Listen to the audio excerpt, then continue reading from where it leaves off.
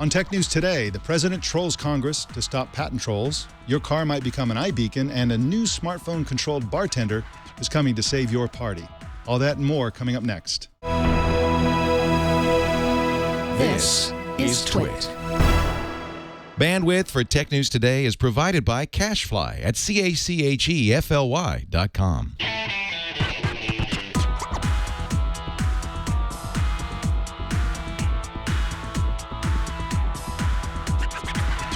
It's Wednesday, January 29th, 2014, and this is Tech News Today. Tech News Today is brought to you by Gazelle, the fast and simple way to sell your used gadgets. Find out what your used iPhone, iPad, and other Apple products are worth at Gazelle.com. And by Squarespace, the all-in-one platform that makes it fast and easy to create your own professional website or online portfolio. For a free 2-week trial and 10% off, go to squarespace.com and use the offer code TNT1. Welcome to Tech News Today. I'm Mike Elgin. I'm Sarah Lane. And I'm Jason Howell. Tech News Today explores the top tech news in 30 minutes or less. President Barack Obama last night called for patent reform in his State of the Union speech. Congress is currently haggling over the details of the Innovation Act, which is supposed to end some types of patent trolling. Joining us to explain the ugly sausage-making realities of how a patent bill becomes a law is Dustin Volz, a staff correspondent for National Journal covering tech policy. Thank you for joining us, Dustin. Thank you. Good to be here. So Obama made a speech about patent reform, and of course, everybody claims to not like patent trolls. What do you think the prospects are for some real patent reform to come out of this Congress? I think the prospects are surprisingly good, believe it or not. This Congress has obviously not been able to do a lot as of late, but there's a lot of optimism within the... While we wait for him to come back, there was a 2000 effort called the America Invents Act, and this was something that I think raised a lot of expectations, but then the reality of it was that, you know, it didn't really solve any real problems. It wasn't very effective. What did it promise to do that it didn't deliver on? Well, it promised to fix the patent system. That was more directed to the patent system, so that you couldn't just patent any sort of vague idea, and then once you had a vague idea patented, you couldn't sue everybody till the end of time over some general idea. For example, a method for listening to songs with an electronic device. That usually falls under the FRAND patents, right? Where you can't just say, oh, here's an idea that would contribute to innovation that would help mankind. We've got the patent, we don't want to do anything about it, and you can't either. That's right. Now, just to clarify for everyone listening, oftentimes the concept of patent troll is misunderstood. It's often used to refer to anyone who litigates or is litigious around patents. But in fact, a patent troll, my definition of a patent troll, is a company that neither invented the patented technology, nor do they intend to use it in any sort of product. They simply take their ownership of a patent to make money by suing companies who may be using that type of patent. So I think we have our guest back. Dustin Volz, are you there? I am. Yeah, sorry about that. Okay. I just want to pick off of your comment about the 2011 America Invents Act. You're right. Congress definitely recognizes that they kind of left a lot on the table with that bill, and then more needs to be done to protect businesses both small and large, especially the software community, from patent trolling. And things have kind of quieted since the House passed the Innovation Act in December of last year. That was passed with overwhelming bipartisan support, and now the Senate has to do something. And it's kind of not totally clear which direction they're going to go, but most lawmakers close to the efforts really like what Goulet's bill does, and they want to pass something that closely mirrors it. Now, there's a misconception, I believe, that the technology companies are on one side of the argument and the patent trolls are on another side of the argument. But in fact, everybody's on both sides of the argument. There was a provision in the initial legislation that would make it easier for companies, usually smaller companies, to challenge or to deal with patent legislation without having to go through costly court battles. And this was opposed by Microsoft, IBM, and other companies. It turns out that patent trolls use the cost of litigation as a weapon against technology companies, because it's an expensive, time-consuming process that nobody wants to go through. So sometimes just the threat of a lawsuit is enough to cause companies to sort of settle out of court and pay off the patent trolls. But Microsoft and IBM benefit from the expensive patent litigation because, of course, they can afford it. They have all the money in the world. So can you sort of characterize what the role is of companies like Microsoft and IBM in sort of kind of opposing some things that sound to me like progress in the world of patent reform? Right. Companies like Microsoft, IBM, and Apple, unsurprisingly, carry a lot of outsized influence in DC. And with the House bill leading up to its vote, they kind of waged an all-out, all-or-nothing war on this part of the bill called that would have expanded something known as covered business review method. They really opposed it, and they said, we'll support your bill entirely if you get this out of the bill, but if you're going to keep it in there, we're going to, lobby pretty much as hard as we can against it. So under the pressure, the House, they killed that part of the bill, but it still stands a chance of being adopted in the Senate. The reason these companies don't like that is because what it would do is it would allow the Patent and Trademark Office to kind of dismiss patents they kind of deem as bogus or rubbish patents. These patents that are kind of low quality. And we typically see this in the software community where there's a lot of patents on every small type of design thing that you can imagine. These companies, especially someone like Apple that's got a lot of software out there, they don't want people to be able to bring this against them. They want to be able to patent their software and make money off of it.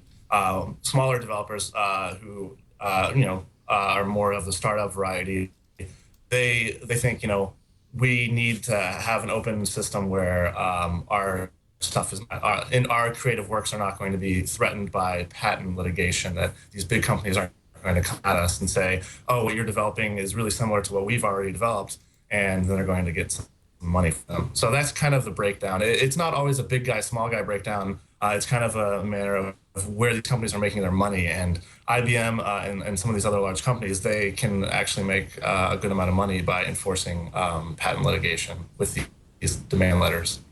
Well, that clarifies a lot, and it's very informative. I thank you so much for joining us today. Thank you very much. Good to be here. Have a good one. Thank you.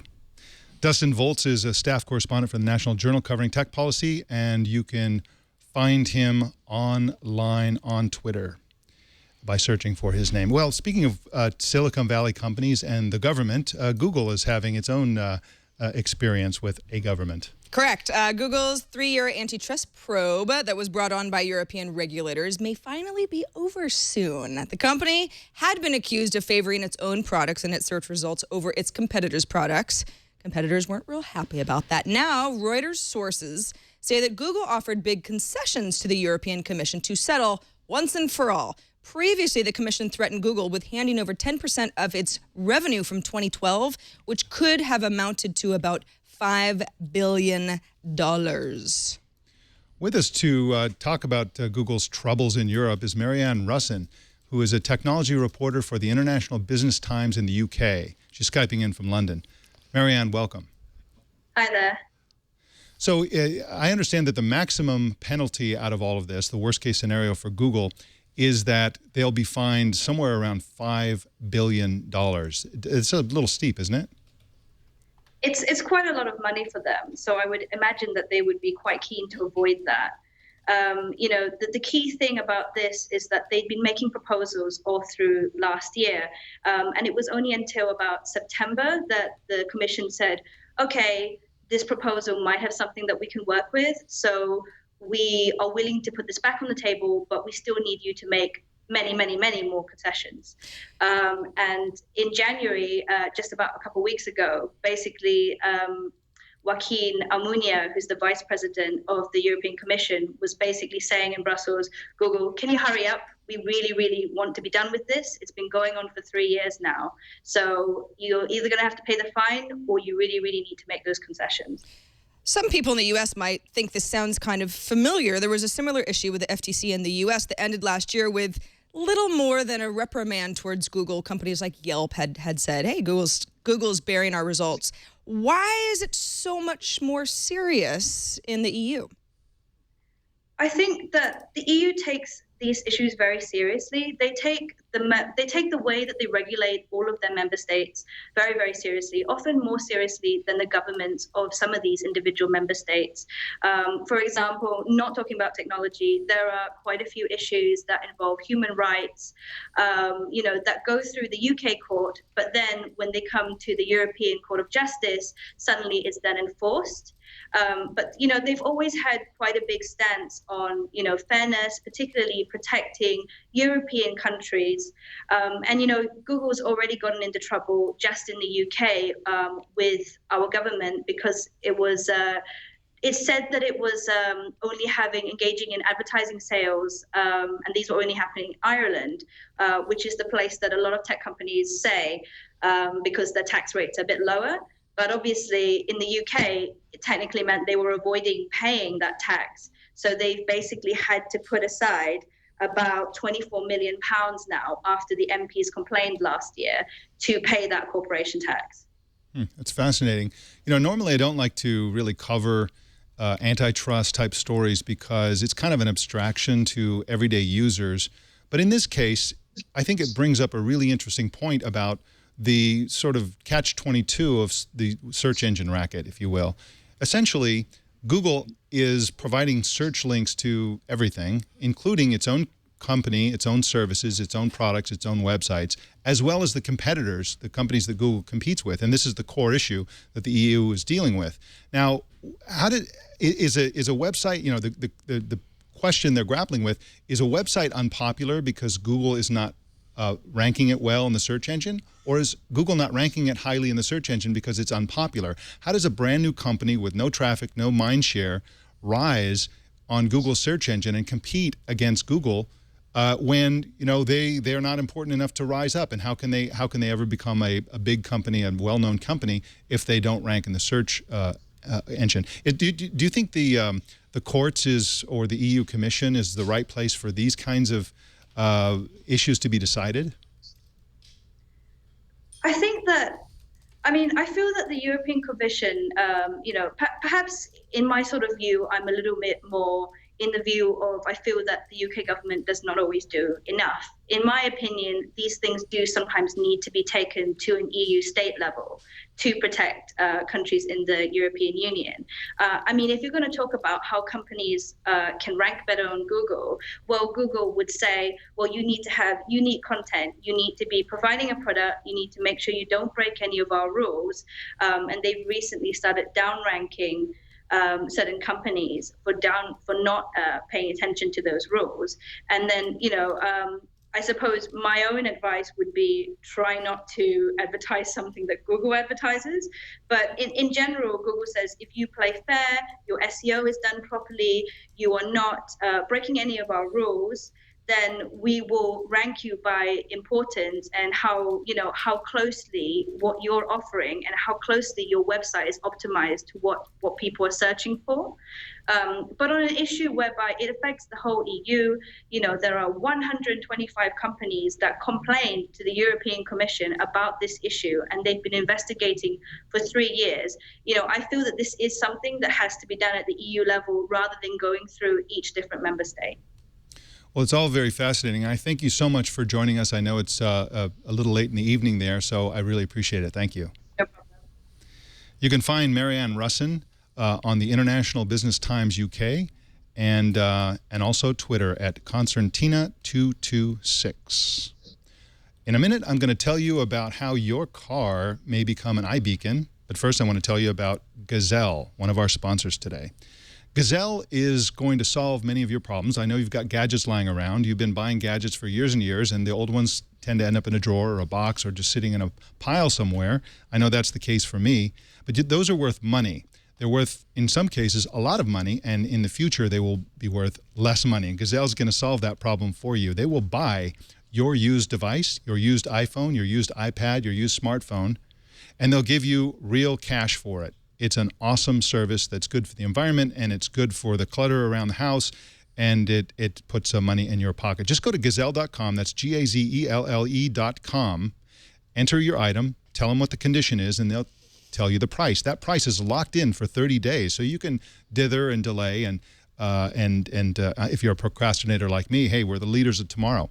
And you can send it in later. They're still on that price no matter what. You'll get paid fast by check, PayPal, or if you use the Amazon gift card option, they'll give you 5% more money for your device. So that's probably the best option for most of us. Offers are good for 30 days. Gazelle will even wipe your data. So if you forget to take off your personal information off the device when you send it in, they'll take care of it for you, completely wipe it clean so that your data is protected. They have more than 700,000 customers to whom they've paid more than $100 million. Most items qualify for a free box, so it's super, super easy to do. What's your phone worth? Take a minute and go to gazelle.com to find out. Do it now because, as I said, your phone is losing value the longer you wait. And we thank Gazelle for their sponsorship of TNT. Suddenly, cars are becoming iBeacons. A cool $100 gadget called the Automatic Smart Driving Assistant is turning them into these beacons. You can buy it on the Apple online store and other places, and it works with both iPhones and Android phones, as does Apple's iBeacon. Once you plug it into a car's data port, you can use the smartphone app to monitor your car performance through Bluetooth. It also remembers where you parked the car, I need that one, and performs other small jobs. iBeacon, of course, is Apple's new wireless location system.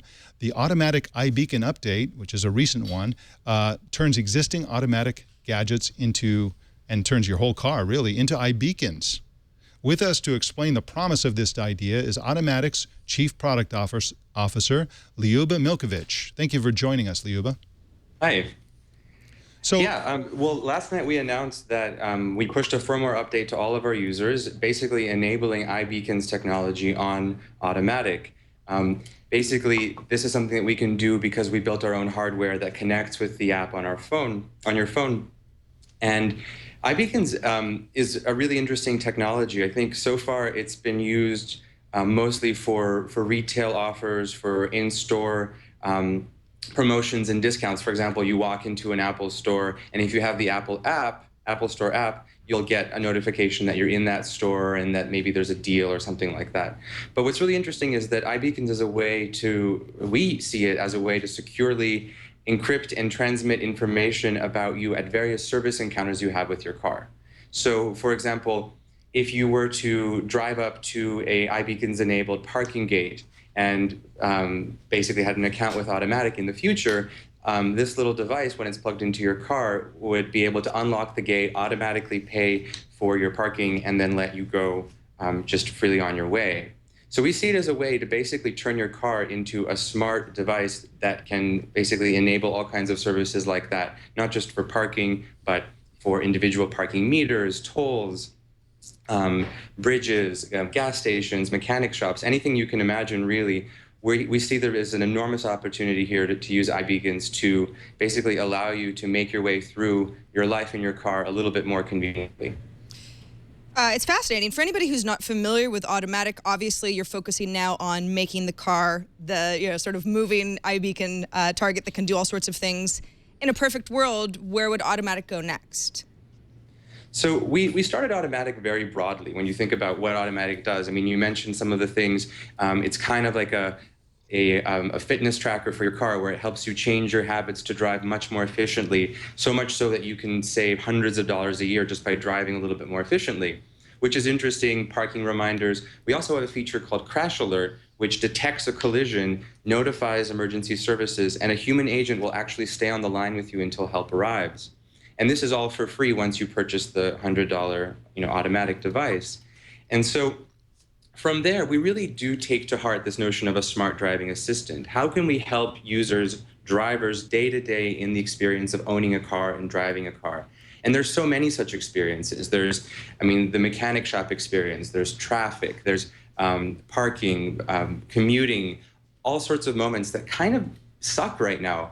And our main focus right now is how can we solve those biggest problems with internet connectivity in the car that doesn't cost you, an arm and a leg every month. In a car, by the way, that can be as old as like 18 years old. This works for all cars going back to 1996. Wow, that's awesome. There's a couple of features that I want personally. One of them is I want the iBeacon to be able to tell not only who's in the car by checking their phones, but also who's in the front seat, who's in the back seat. That'd be kind of cool, and I think iBeacon could theoretically do that. The other one is transactions, to initiate financial transactions.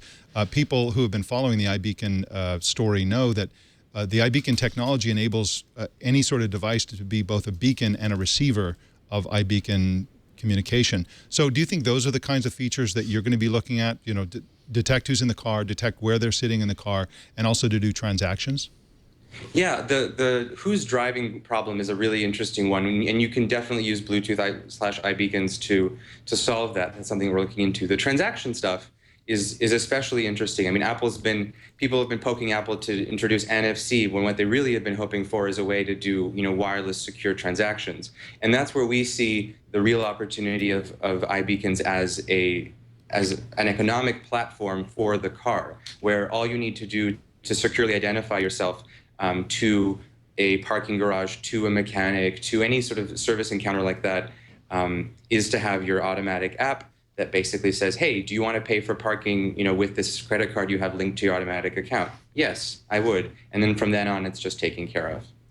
That's really fascinating. I thank you so much for joining us and explaining the new iBeacon feature of Automatic. Thanks again. Thank you. You can find Liuba at automatic.com, and we thank him for joining us today. Google is apologizing today. What are they apologizing for? Well, they're apologizing to anybody who may use Gmail, and there are a lot of us. If you are a Gmail user, Google wants you to go check your spam folder because there might be something that's not supposed to be in there. The company included this information in an apology notice about a glitch that occurred last week. The company says it's now definitely, positively, for sure fixed. But here's what happened. An error on January 15th and then January 22nd not only deleted some messages entirely, but then routed others into spam folders. In some cases, normal deleting and spam filtering were applied to the wrong incoming messages.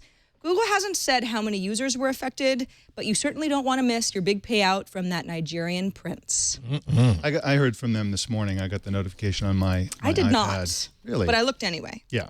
So this sounds like it's not affecting lots and lots of users, but it's kind of scary, and it brings to mind the need to always be checking your spam folder anyway. I forget about it. I don't think I've checked it until this morning for a year. And you look in there, and I actually had a false positive in there. I'm like, wow, that shouldn't have gone in there. Every so often, if somebody says, confirm your address, we'll send you a notification. Sometimes that goes into the spam folder, and I might find something else. But in general, I'm pretty confident that Gmail isn't burying, I don't know, I can't even think of any email that's super important, but I don't know, some sort of correspondence that really matters to me in my spam folder, but it's not 100% foolproof. That's right. And also make sure you check your Facebook it's called the other folder, because they put anything that from somebody who hasn't emailed you on Facebook before into that folder. So that's something to check for. Also, I'd like to point out that Google confirmed to us this morning that the glitch did in fact occur and that it was a result of a bug in a software update. Not especially reassuring, but it's good that they're being somewhat transparent about this and apologizing for it. And Gmail went down for a brief period of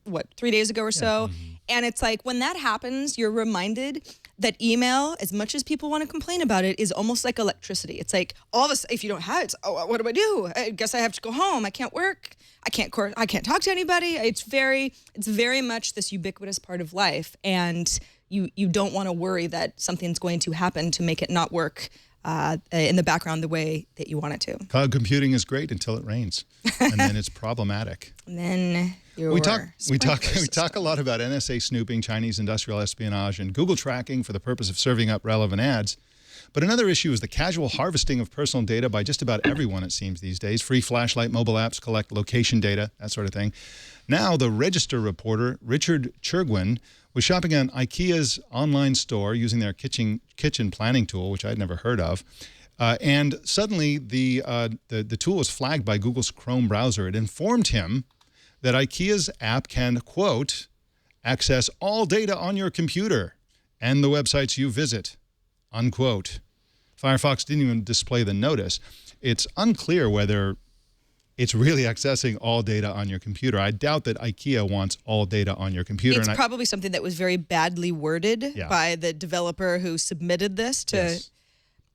That said, in no possible alternative universe or this one should IKEA need that. I mean, let's just say the company was like, let's see what we can get away with. What would IKEA possibly do with that information? It's astonishing, but the bigger issue is that companies need to be aware that their customers are freaked out by this kind of thing, and they, if they're not harvesting all the information on their computer, they shouldn't say that they are. They shouldn't claim that they are, and they should change it. And my theory is that they had that plug-in assembled by customers. I think that's where that came from. An amateur job every time. IKEA. Just want to see if we were paying attention, and we are. That's right.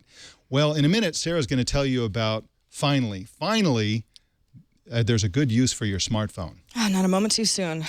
But I don't know what to do with that thing. Before she tells us about that, I'm going to tell you about Squarespace, my favorite site for building websites. I've been using it for a long time, and I love it, and I'll tell you why. It does a million things. It never goes down. It has all these features. It's easy to use. There's tech support is awesome.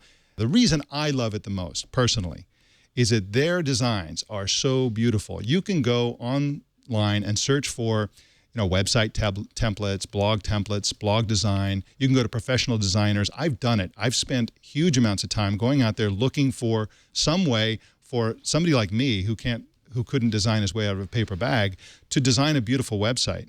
And I'm telling you, there are few and far between. It's hard to find a way to build beautiful websites unless you go to squarespace.com. They have incredible designs. And you can choose from any number of designs. They have more than 20 new templates for you to start with and all the style options you need to customize them and create your own unique design based on their original template. I mean, these are beautiful. You can go to Design Magazine, and this is kind of sometimes how these sites look online. If you go to design sites and so on, this is highfalutin design right here. And I really love these designs. They have a wide variety, colors, a lot of white space. They're really in tune with what's happening right now with designs. They have a support team that works 24/7. I've used their support before, and they get back to you right away. A real human being solves your problems. It's really quite impressive. More importantly, they're mobile ready. That means that you can monitor your site. If you have a blog, you can monitor the comments and so on from a mobile device. And they're also mobile ready in the sense that they have a metric app, so you can check site stats like page views, unique visitors, social media followers, and stuff like that from a mobile device. And when you build a site with Squarespace, you're looking at it on your browser, but if anybody looks at it on their phone or tablet or any kind of mobile device, it's going to look fantastic. It completely redesigns it with the same general design theme, but designed specifically to look really awesome on a mobile device. And that's very, very important because we live in a mobile world these days. Start a free 2-week trial with no credit card required and start building your Squarespace website today. When you decide to sign up for Squarespace, make sure you use the offer code TNT1 to get 10% off and show your support for Tech News Today. And we thank Squarespace for their support of this show. And remember that Squarespace is everything you need to create an exceptional website. So finally, I'm going to get something valuable out of my smartphone. Yeah. So if you don't know the term mixology, it's an art form. A lot of people don't have time to master it. It's making fancy drinks, but don't worry, help is on the way. The company that makes Absolute Vodka and Chivas Whiskey is developing a smartphone-controlled cocktail mixer. It's called the Gutenberg Project because the computer-controlled booze dispensers are shaped like books. Get it? It's like it's a library. To make a drink, you simply choose the mixed drink of your choice from the Gutenberg app. It guides you through the ingredients and the garnishes that you'll need. When the containers run low, they'll prompt you to reorder them through the app for home delivery. Getting hammered, never been easier. I gotta get this. Or fancier. Yeah, this is really cool. It's like when your printer's like, hey, you need more ink, but it's just way cooler. That's right. I don't even drink that much, but I want this because it's just. Well, I drink a lot. Okay, well, there's markets in everything, especially things that makes drink for everybody. It's awesome. Well, that's our show for today. You should know that Twit has a new breaking news feed on Twitter. We launched it this morning. Go to twitter.com/twit_breaking and follow us there for breaking news throughout the day. Also, send your news tips to our email address at tnt@twit.tv or call 260-TNT-SHOW and leave a message. Also, upvote the stories you'd like to see us cover on our subreddit at technewstoday.reddit.com and visit our Tech News Today Google Plus community. If you haven't done so already, subscribe to Tech News Today at twit.tv/TNT. Thank you so much for joining us. Your smartphone-controlled bartender is on its way, and we'll see you tomorrow. And we expect an invitation.